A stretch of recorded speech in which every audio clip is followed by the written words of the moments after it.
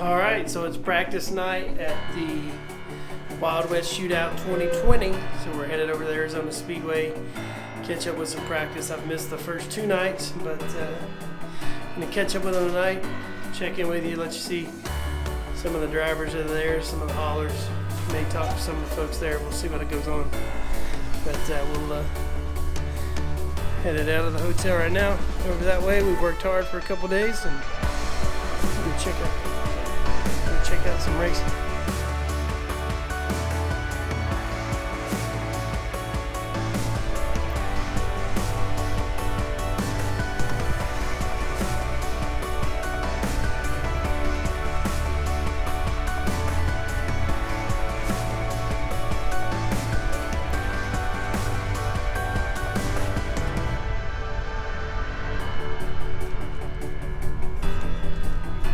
Alright guys, so we're here at Arizona Speedway. It's night 3. It's actually just a practice night tonight, but I wasn't able to get here the first 2 nights. Didn't get in town. Again, this is right outside of Phoenix, Arizona. But it looks like pretty much all the teams have chosen to practice, so we'll get to see some good cars. There's 3 main classes running. That's the X mods and the USRC modifieds. I get that right later if I butchered that. And then the super late models are running. And again, they're out here in the west.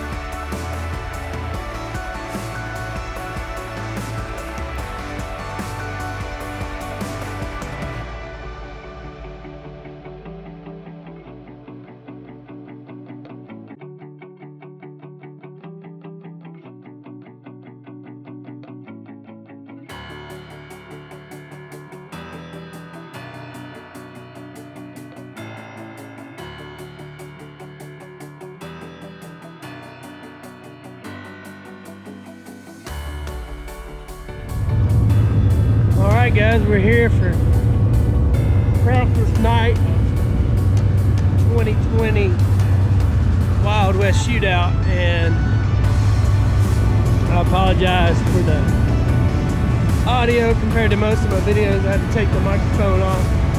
And t-shirts! We got the t-shirt rig set up, we ready to go. Practice night and they're still out here. I love it. So 2020, pumped about it. Like I said, missed the first 2 nights, but out here tonight, show y'all the pace truck out here.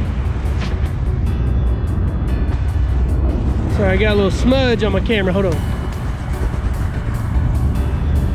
There, I don't know if that helped or not.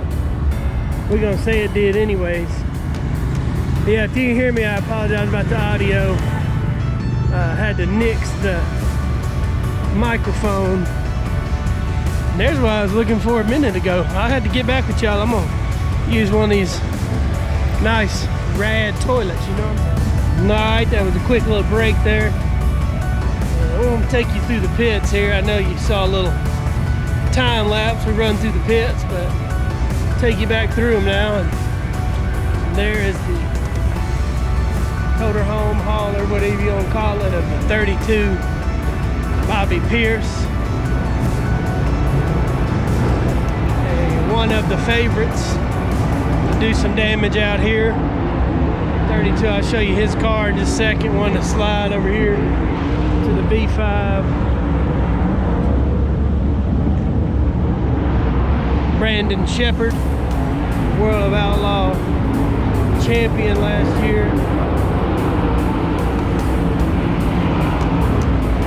He does drive the #1 Rocket house car, but as of right now, he's in his family-owned B5 out here in Arizona. Again, some sliding over here.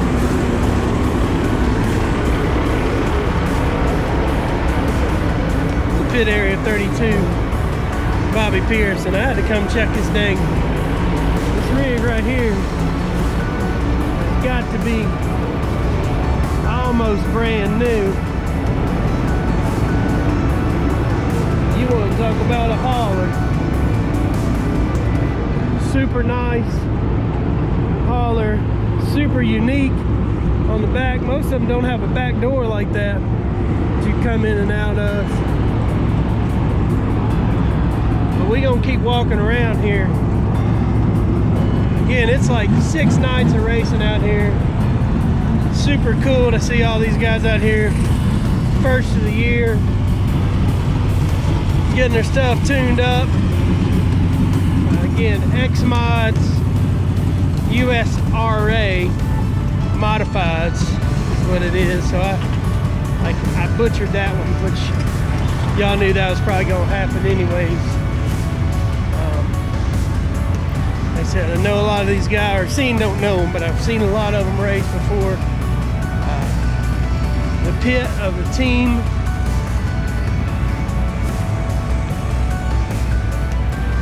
zero of Rick Ecker, and there's 2 of Alan Murray. So that's all Alan Murray owned equipment out of Texas. Rick Eckert, I believe, is from Pennsylvania, I believe. And then over here on this side, got the 3S of the Squirrel, Brian Shirley out, making some practice laps. We got here's some of these guys coming back.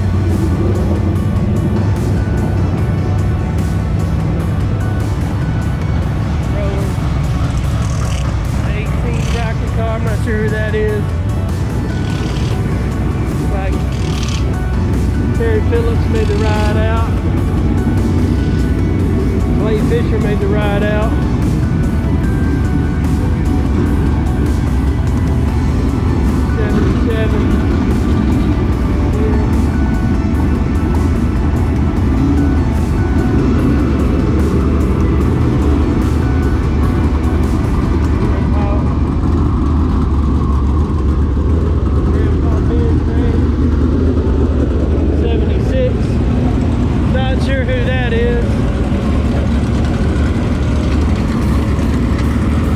Fisher.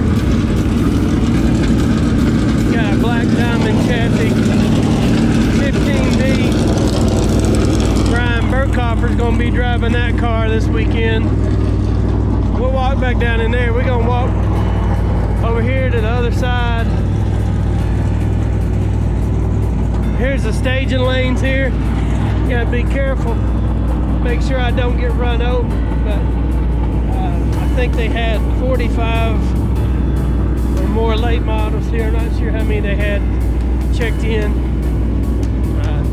Not all of them running tonight for practice. But you can see it's a big old group of cars, late models and modifieds. Pretty cool stuff.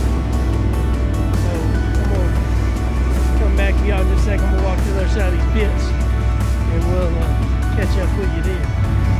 Alright, we back with you, and I mean, obviously y'all can imagine, but it always fascinates me to think about how much money sitting out here in this field with these cars and the equipment, the tools, the time and energy of these drivers and teams, and then obviously the haulers and the trailers.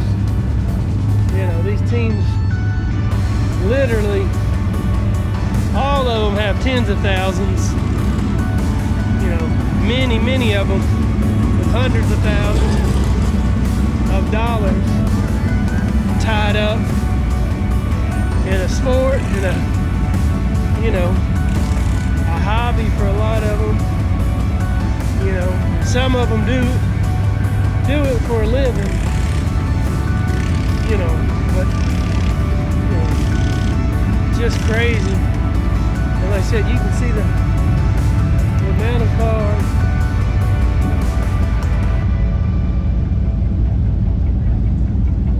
That are out here. It's just, I don't know, it's fascinating to me. And I know, like I said, not everybody is into racing and don't get it, but I can say I started loving racing back right in high school. Probably my sophomore year. My uncle took me to my first dirt late model race, and I was absolutely hooked pretty much from day one.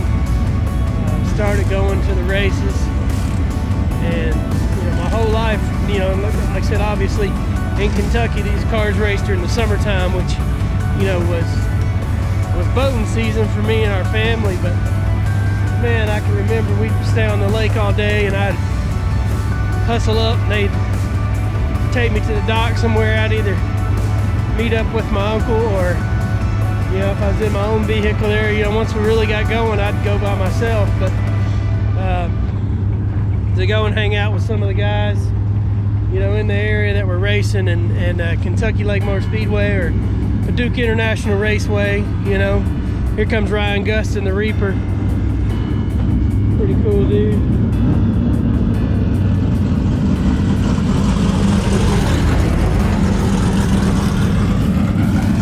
Car right there, and a lot of these that you've seen, not all of them, but the closed wheel and the open wheels don't have quite as much power. But those super late model closed wheel cars are running 730 plus horsepower, all of them, you know, and they run open aluminum head motors. You know, obviously there's lots of rules and regulations to keep them, you know, somewhat level and equal. But these guys, it's crazy. You know, hopefully over the next few months, if you follow the channel, you know, this is going to be part of it for sure. I'm down here in Phoenix, and it's just crazy, the amount of time and effort that these teams put in. You know, a lot of these guys, you know, I mentioned a guy like Brian Shirley, or you know, Brandon Shepherd. You know, these guys are spending,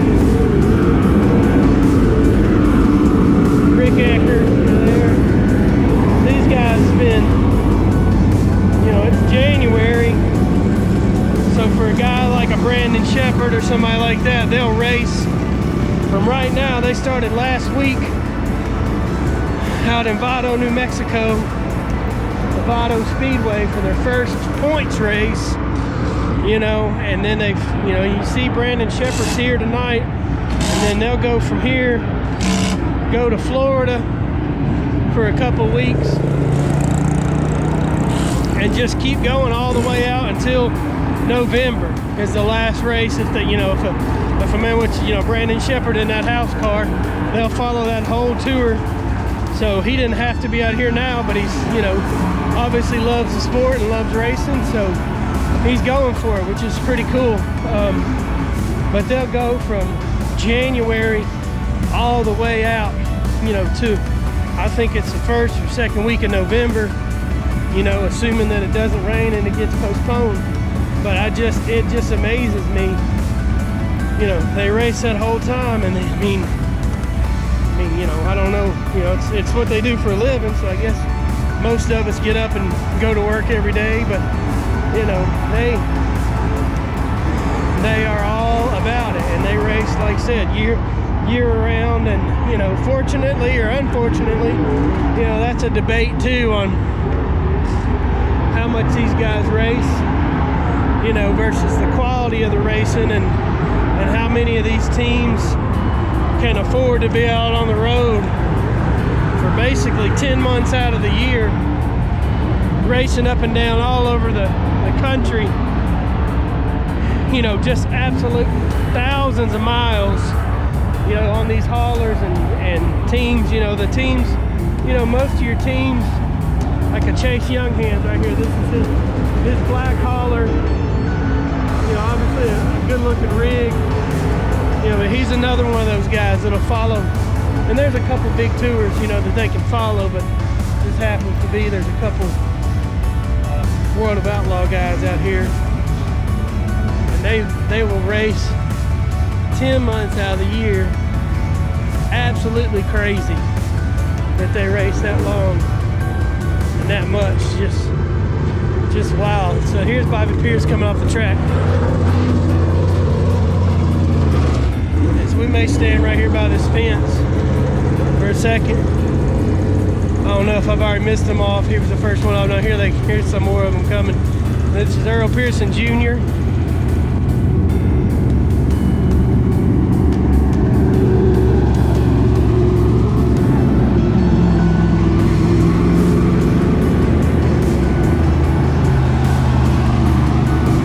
Kyle Beard. So the team, like that 86 car you just saw drive by, the red and yellow car, their shop, you know, sometime early this fall, if I'm not mistaken, and I might be wrong, but sometime in the past year, their shop completely burned up, and they lost, you know, most of all their racing equipment, and whatever they didn't completely lose was obviously damaged. But they just, it's, again, I get, you know, it's their, you know, for a lot it's their living. They've got so much tied up in it, and they came right back. Built it all back, got them a different shop, I believe. There's Bobby Pierce again. Just crazy what these guys do. Well, I won't say crazy, but just the amount of effort and time that goes into making this stuff happen is just, and money, obviously, a lot of money. You know, they're all in, and you know, some of these guys are in the trucking world, what they call them, owner-operators, right? A lot of these folks own their own stuff, you know. There's obviously some of these guys have some, you know, very successful businesses, or family businesses, or families that back them, a few of them. You know, some of them, you know, a lot of these guys, in some of these races like this, they're good enough, they'll literally have, you know, a successful person that wants to back them and give them the money or the equipment. You know, most of them have one, you know, a big sponsor, but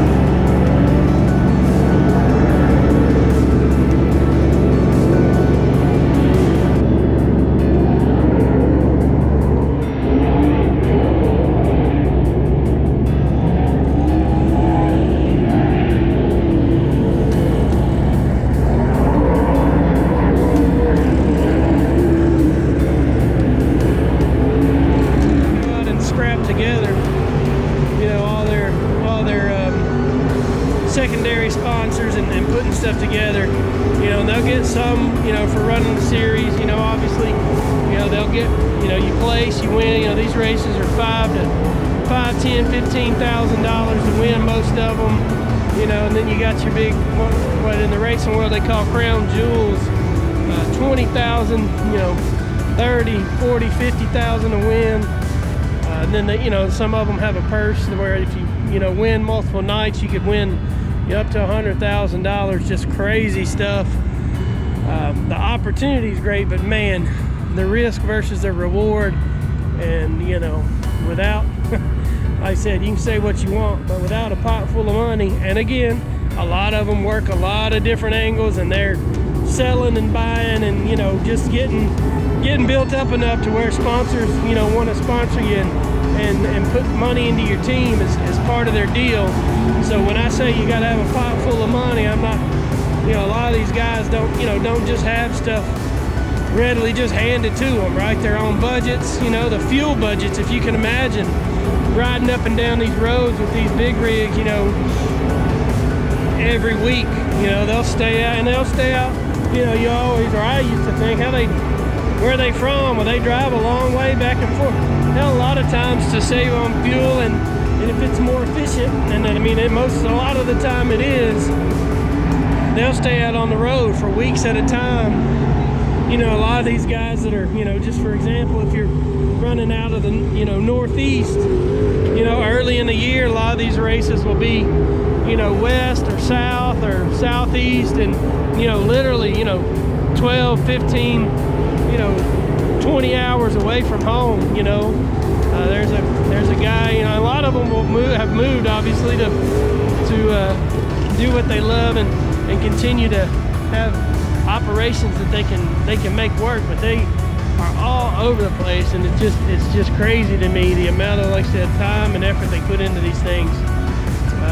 But I just wanted to give you a little, I guess, my little rundown of what's going on out here this week. So again, keep up with the channel, like, subscribe, share it, comment, let me know. It's practice night, so let me know what you want to see. You know, let me know where you want me to be, what you think you want to see, or if you have questions about the sport and the motorsports aspect of it, I'd be glad to try to answer your questions, because again, I'm a nobody, I'm just a fan, but I do love the sport, and like I said, as I continue to progress and move forward in my career, I would love to think that, you know, someday, some way, somehow I can get involved and give back to the sport that again, you know, it's kind of crazy if I think about it, the connection that I really do have with it, with, you know, being in high school and then even in college. I went 6 hours away, but I was traveling some when I had the money,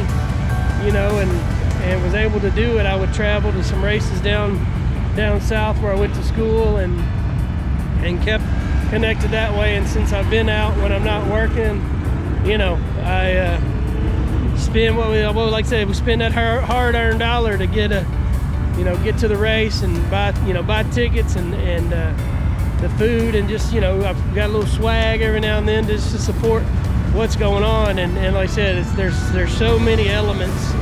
You know, we talked mostly about these drivers in this last post, but man, these promoters that put these races on and run and promote and market these tracks, you know, the liability and the money it takes to run them. So it's just crazy, you know, all of the things that have to line up to put an event like this on. But just want to give you a little snippet there, so I'll be back with you in a minute. Been staying over here in the pits. We'll do another little tour, and like I said, see you guys in a little bit.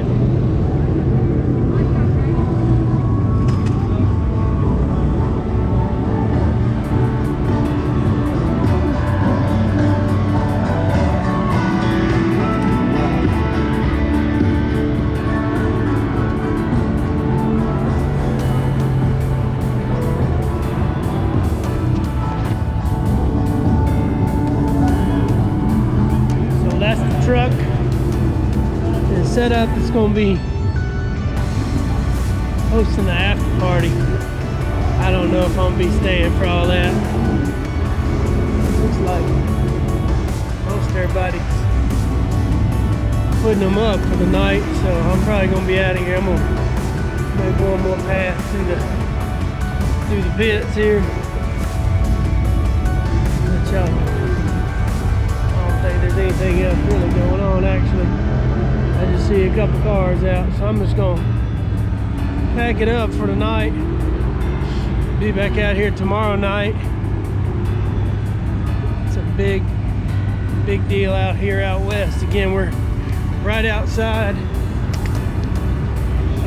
Phoenix, Arizona, and I think they call this the Santan Valley, Arizona. So we're about, I don't know, 30 minutes outside of